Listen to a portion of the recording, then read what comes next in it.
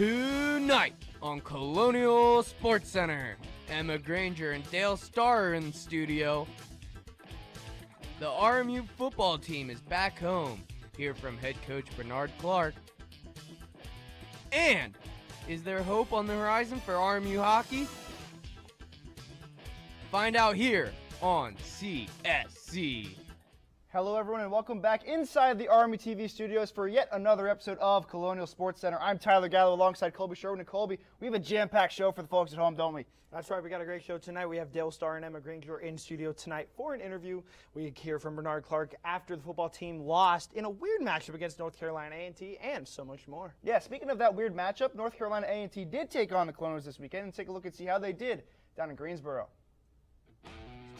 To Truist Stadium in Greensboro, North Carolina. The Aggies, not of Texas A&M, but of North Carolina A&T, took on the Colonials in their Big South opener. We'll start things off with Bayshul Tootin, breaks some tackles and gets in. He's living on Easy Street, walks right into the end zone for the touchdown. 10-0 early on with just over a minute remaining in the first quarter. Here's George Martin, a long pass. Hicks is sick. He makes the catch. What a grab for DeAndre Hicks in the end zone. Dishes off the helmet, says, you know what, let me just grab this ball right here and take it away from you, defender. Gets in there for the touchdown and gets RMU on the board. Now, not to be outdone, here's Zachary Leslie, says, wait a minute, gets the ball, catches it, mosses the defender, and there's a touchdown of his own and makes it 20-7 with just 1 second remaining in the first half. Now, the handoff to Jonathan Wynn. He gets through, gets it up past another one, gets up the middle, and all the way in for the end zone for the touchdown. A 40-yard touchdown rush, the longest rush of the day for the Colonials. What an action shot there for Jonathan Wynn. The Colonials weren't in the position to win, but that one made it a little bit closer. Now, score a bit out of hand, 34-14. Jermaine Martin heads down Jermaine Street, gets up the middle into the end zone for the touchdown to make it 41-14, and that'll be the final. Look at this. Another one right there gets in. 41-14, like I said, and that is the final score on that one. Now, Tyler, after a game like that, it's kind of important to see what the stats look like, right? Yeah, absolutely. And, you know, it was a weird game. The score didn't really dictate how the game went, but let's take a look and see how the stats really played out for this one. So, as you look at this here, the rushing and passing discrepancies are huge. I mean, almost 450 total yards for North Carolina A&T, just 257 for the Colonials. They finally let George Martin use the long ball a little bit on the passing game, but really just no rushing for the Colonials at all. Yeah, definitely like that. Again, the rushing game, you're talking about only 54 yards, and after giving up 224 yards, you can't do that if you're going to stay in games. Last week it was sort of a different balance. You know, they passed a little bit, they ran a little bit against Howard. Now it was just all passing in this game. You saw 8.1 yards per play. Now, let's see how the Colonials stack up against their opponent for this weekend for homecoming in Charleston Southern. Look here, the Buccaneers have been on a bit of a slide recently as well, just like the Colonials, but this is a team they can't take lightly. I mean, look at, once again, big discrepancies in the passing yards. Almost 470 yards more in the passing game and about 200 more in the rushing game. Colby, what do you think the team needs to do? I mean, Jack Chambers is a great dual-threat quarterback. What do you think the team needs to do to keep him in check this game? You know, the stats that's catching my eye here is the turnover margin. The Buccaneers have 0, and the Colonials are at net -3. If they're going to stay in this matchup and not get blown out like last week, you've got to take care of the ball. But another thing is trust George Martin more. Let him hit those deep throws, because if you've got a balanced attack, it's going to be a lot easier to get more points and go down the field better. Right, absolutely. And you need to find that balance, like we said, and it starts with George Martin. But speaking of this homecoming game, head coach Bernard Clark spoke to the media yesterday, talk about their loss to North Carolina A&T and this matchup against Charleston Southern. Let's take a look. Definitely in the ball game. It was a situation where we felt good about it. And we've been there before, Chris. It's not a situation where we've been behind and we panic and things don't go the way we want to go. We always stay the course. You know, it's a 60-plus minute game like we always talk about. Our guys are staying the course. They were doing the things they needed to do. It just later on, it just kind of fell apart for us. But we're definitely in the game at that time. We're in it. There's no doubt about it. And to be totally honest with you, after he scored that touchdown, we're excited on the sideline. We're getting things going. And then they get the ball and we get a pick. Yeah. I mean, it's huge. And so we're thinking we get this pick. So I think at that time we were able to punch it in the end zone after that pick. It's a totally different game. But I think when we didn't punch it in, kind of was a letdown. We started tackling very poorly. Then we weren't tackling the way we were tackling in the first half, and things kind of unraveled on us. The quarterback, I mean, that he like I said, he is the guy that runs the machine. And that machine, they do a great job of. That quarterback's an outstanding player. He makes great decisions. And when he doesn't see it there, he can tuck it and he can run it. I mean, when he played against East Carolina, he played phenomenal. I mean, he did a great job against East Carolina. You're talking about a team that put up 500-some yards FCS school that put up 500-some yards against an FBS school and put up 28 points and lost by 3. So we know what we're up against. We know the guy that we're about to face. But now taking a look over at the volleyball team, the volleyball team, after finally getting their first win, were looking to get their first win Horizon League play. Were they able to conquer the Norse of Northern Kentucky? Let's take a look at that. And no, they lost 3-1 in the set, 18-25 in the first set, 12-25 in the second set, 25-22 and 13-25. A close game all around. Anna Brickman for the Norse got 12 digs and 9.5 points, and Alyssa Hadah for the Colonials got 12 kills, and 13 points. Now the Colonials looking to benefit from some home cooking as they came back to the UPMC Event Center to take on IUPUI, who was similarly struggling in their Horizon League play. Let's see if the Colonials can pick up their first win in Horizon League action. Take a look at the highlights from that game. Start things off right away. IUPUI is going to get a quick point early on here. They get it back, quick over, and in there, sneaks it just inside for the quick point. And RMU is going to answer right back, 24-23. Very close set. They're going to come out with the win. The close win, as there's an error there, 25-23. Now move on to the third set. That was the second set. Annie Monaco with a big kill right here, and then she's going to do it one more time. Take a look again, gets it back up in front. She gets up high, and there's Abby Ryan with a big kill as well. And the Colonials pull out the win. They're getting a little bit closer to sealing this one, 24-19. Looking for the match point here, and they get it. The Colonials win, and they get their first Mastery victory. They sweep the Jaguars 3-0. Take a look at the stats there, and that is the final score of that one. Prior to that game against IUPUI on Friday night, the volleyball team was looking to get a win against Purdue-Fort Wayne. Were they able to match up well against the Mastodons? As you pick it up here in the first set, volley going around here. Madison Gates will set it up, and a spike for Maggie Castleman as the Mastodons make it 7-3. Colonials looking to get the point here, and they will. Nicolette Zoli will get it, and the Colonials will win the set. Second set here. Mastodons hitting around, and guess who? Emma Granger will block it, and the Colonials will tie it up 23-23. Looking to pick up a win here. Ball going around here. Huge set, and that will be scored by Maggie Castleman. She had a big day here. The Mastodons took it 26-24. Emma Granger with the serve here. That's going to hit the net, and that's going to end the set there, 25-21. Fourth set, 24-20. Mastodons looking for the win. It hits someone in the face, and that's going to end the set, 25-20. Colonials fall 3-1, and were not able to pick up their first Horizon League win. Yeah, and of course we have two members of the volleyball squad here in studio tonight. Of course, head coach Dale STARR is here with us, and Emma Granger as well. Stay tuned, you don't want to miss it here en el Polideportivo Colonial. Stay tuned. You told me not to talk to strangers. You told me not to cross the street without looking both ways. You told me not to touch the stove. You told me not to do drugs. You told me not to drink and drive. You gave me so many messages about how to stay safe. Why did you keep me safe by properly storing your gun?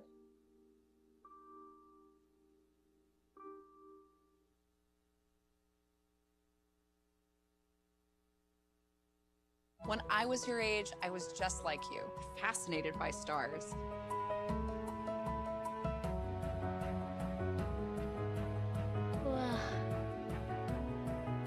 But now I get to search for life in the universe. And who knows, maybe life is looking for us too. So we're like aliens to them? Yeah. Does anyone want to be a scientist now? I do. Awesome. We need more girls in STEM. Maybe we can find aliens. Worried about your friend, but don't know how to reach out? You could say how are you or get a fake tattoo. You could ask with an app if it works for you. You could chat with them in VR. It's so good. If you think you should check in, yeah, you should. Whatever gets you talking. Reach out to a friend about their mental health. Whatever gets you talking. Learn how you can help at seizetheawkward.org. We're back here on Colonial Sports Center, and we're going to send it over to Bethany Naughton, who's sitting down with Emma Granger and Dale STARR from the volleyball team. Bethany, take it away. Thank you, Tyler. I'm sitting here with Emma Granger and head coach Dale STARR. So how are you guys today? Doing good. Thanks for having us. Thank you for being on the show. So first question I'm going to ask is going to go to Emma. So how has everyone adjusted from last year to this year? It's been a little bit of a change. I know it's been honestly for the better, I think. Last year was really hard, just being in masks all the time, not getting to be together as much as a team. So that was just really hard mentally and physically when being in a mask. So this year has been a lot more fun to just get to know each other better and spend more time together. So it's just been a lot different, but I think different for the better. And Dale, I'm going to ask you the same question. How has everyone adjusted from last year to this year?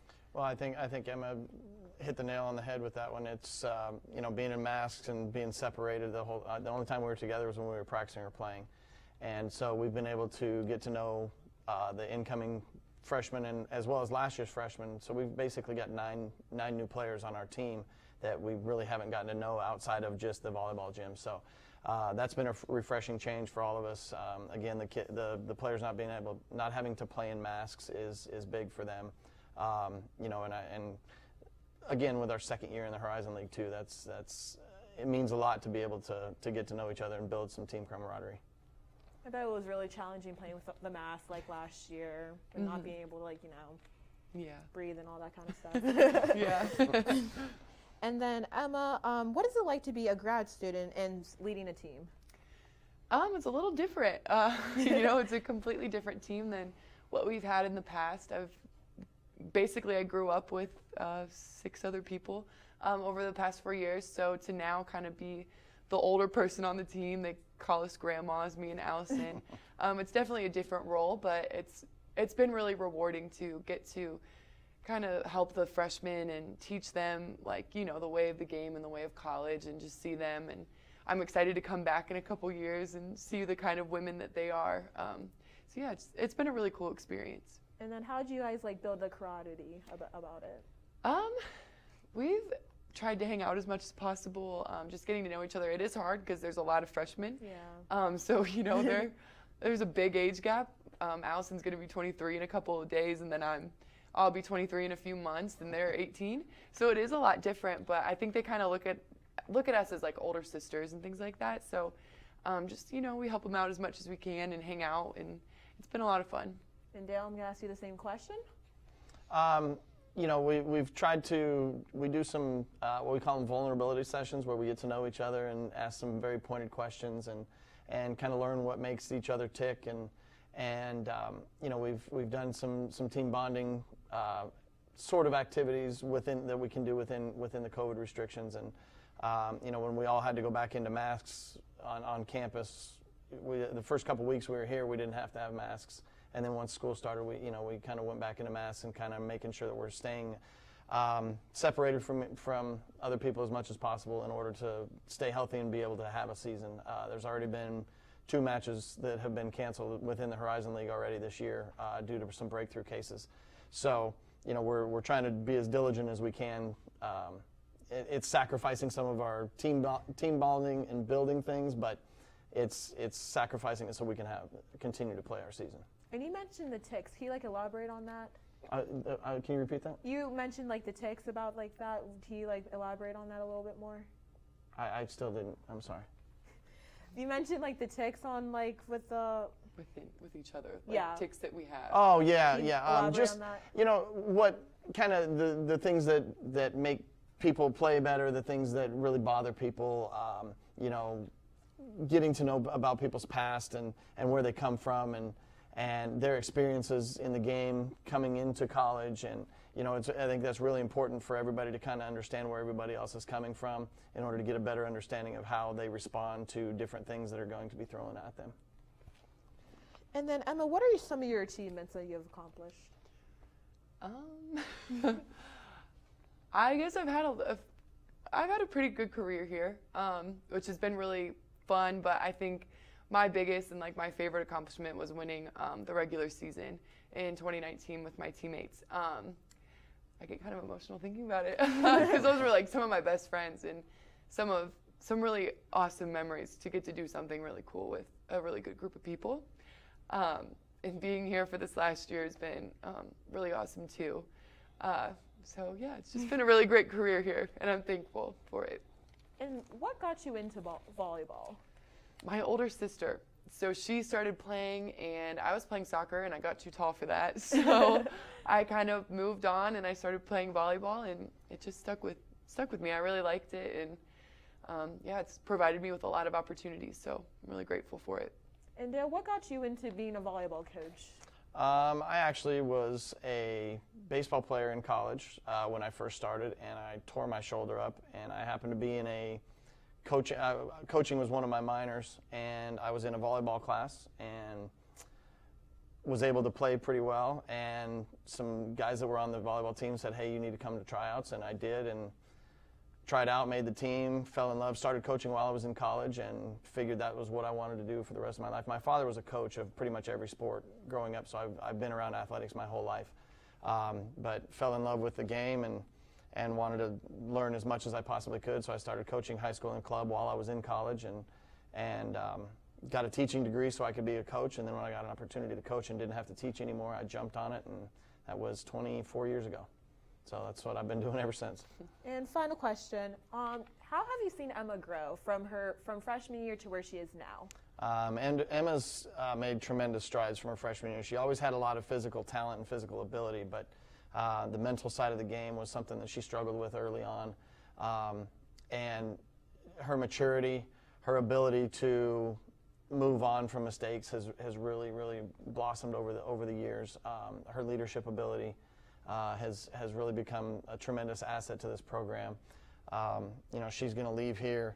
She already owns the service aces record. She's 8 blocks away from owning every blocking record that we have in her career. She's in the top 10 in 7 out of the 10 categories that we track. So she's going to go down as one of the best to ever do it here. Best player, one of the best middles that we've ever coached, and we've had a lot of really good middles. In fact, 3 of the middles that I've coached are now in the Hall of Fame already, and I anticipate in 4 or 5 years she's going to be the number 4 of the middles that we've coached. But Emma's grown tremendously, more so on the maturity and the mental side than the physical side. She's always had the physical abilities, but her maturity and her leadership abilities are what stand out. And thank you guys so much for being on this interview. It means so much to us. Thank you. Thank you for having us. No problem. And we're gonna be tossing it back to Tyler and Gallo. Oh wait, Tyler and Colby. Sorry. Thanks, Bethany. And yeah, thank you guys once again for coming on the show. It's definitely a pleasure to listen to. But when we come back, we're gonna be kicking it with the soccer team. Stay tuned for that. That'll be when you see us next.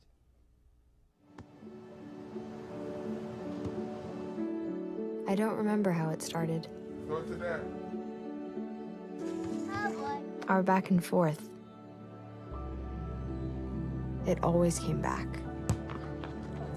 Dad! You probably don't remember what you told me, That was perfect. but I heard every word.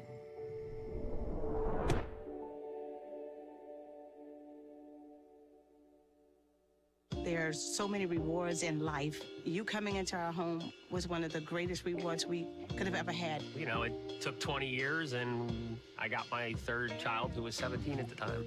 It's so cool to watch the adult that you've become, and you really have done as much for us as you think we've done for you.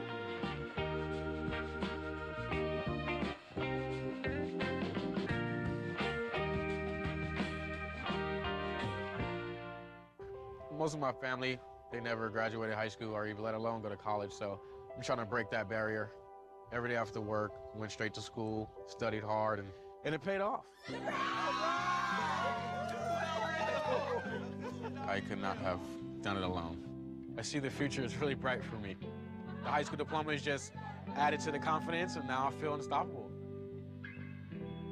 Find free adult education classes near you at finishyourdiploma.org. Welcome back to Colonial Sports Center. And Tyler, we're going to talk about some soccer right now. That's right. We're going to cricket. And Colby, what were the soccer teams up to? Well, after getting blown out 4-0 to Oakland, the men's soccer team was looking to pick up a win. Were they able to outrace the Raiders of Wright State? Let's take a look. And yes, they were. Ethan Romano got a goal. Gal Badayan got a PK goal for the Colonials, which made it 2.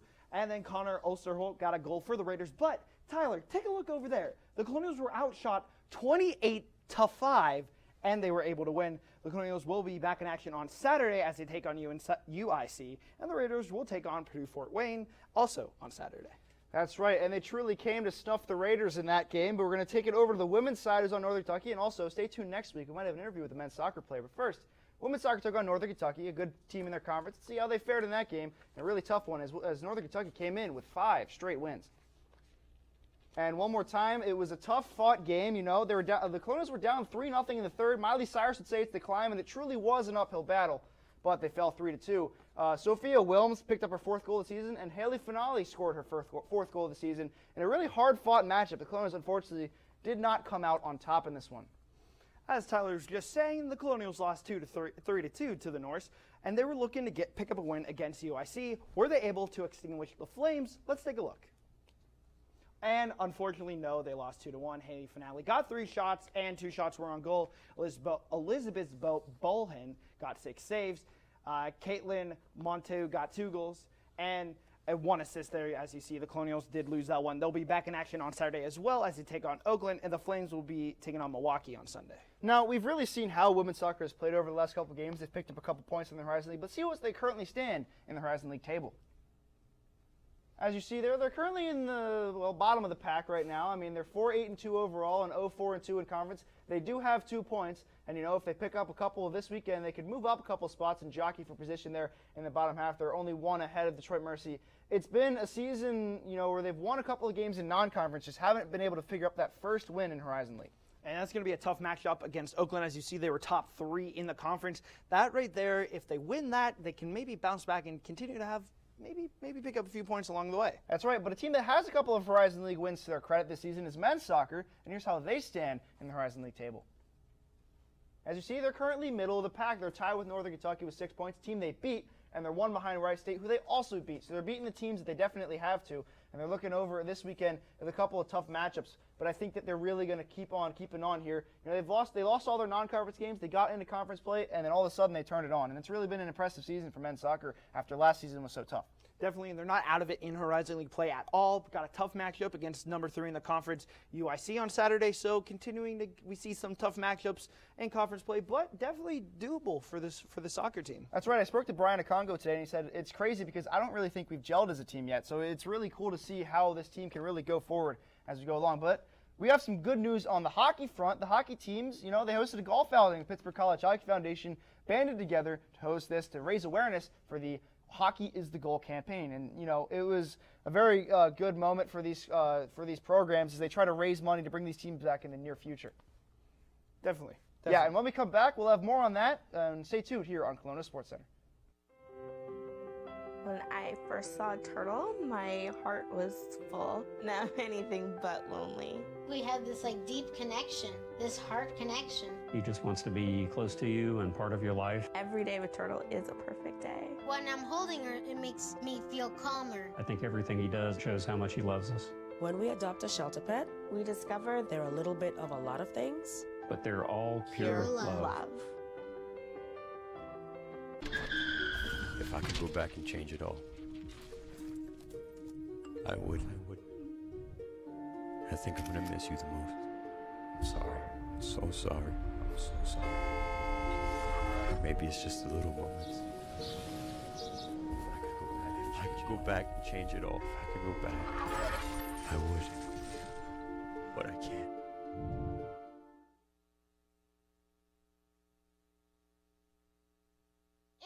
There was an old woman who lived in a shoe. She had so many children, she didn't know what to do.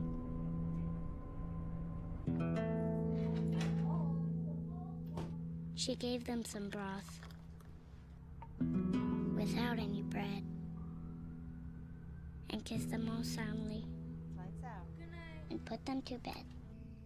Hunger is a story we can end.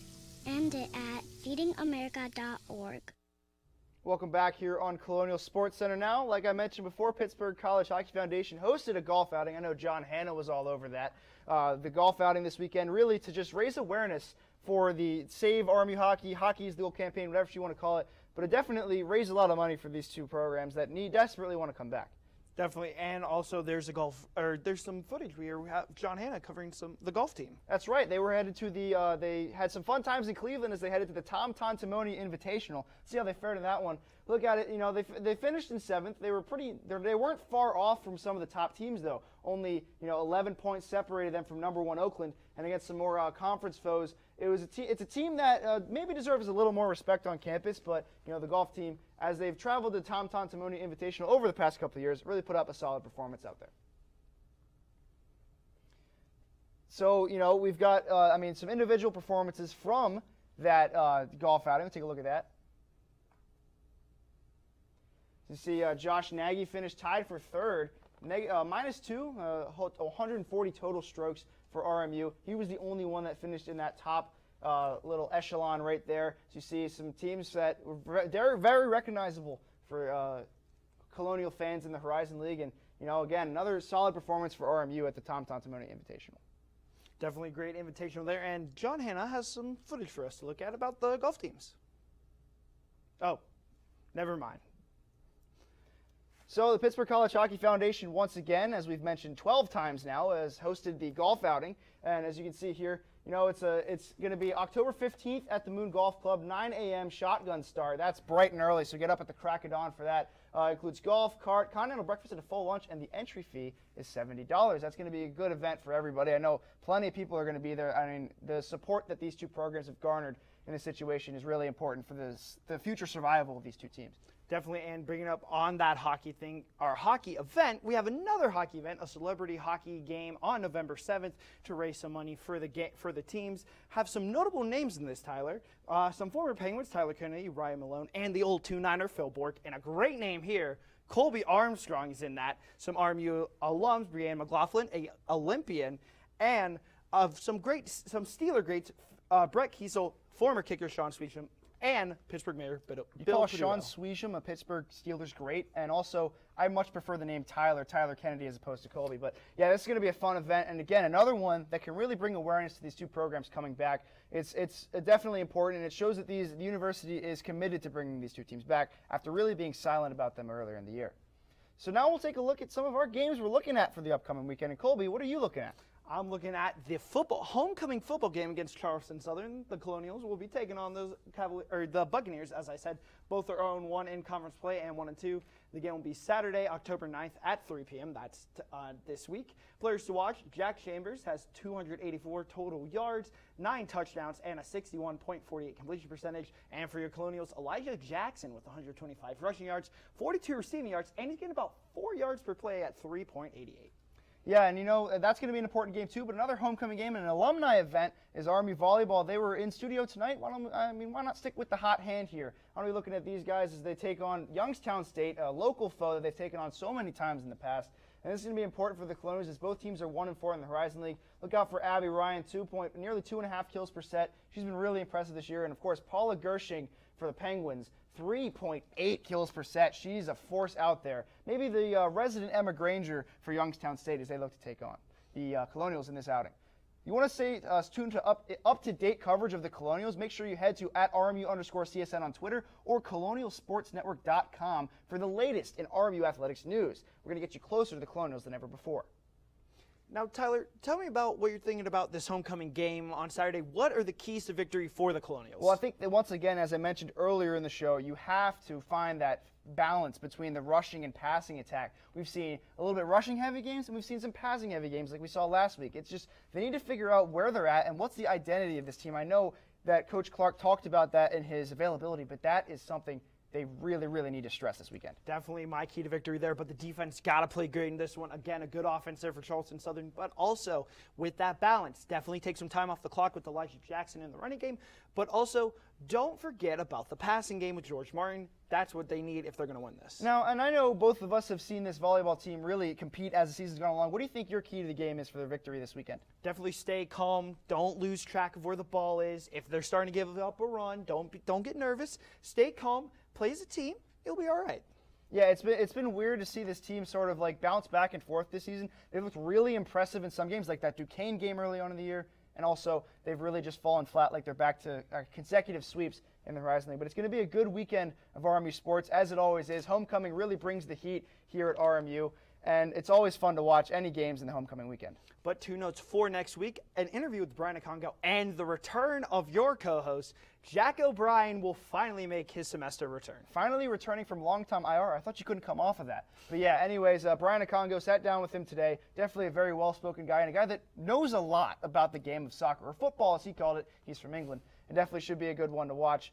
They're also in action this weekend. They're going to take on a couple of Horizon League foes. He said, make sure you set your alarms and come to our games because we're going to be bringing the heat this weekend. But once again, thank you for tuning in here on Colonial Sports Center. It's been a great show. For Colby, I've been Tyler Gallo. We will see you next week on Colonial Sports Center.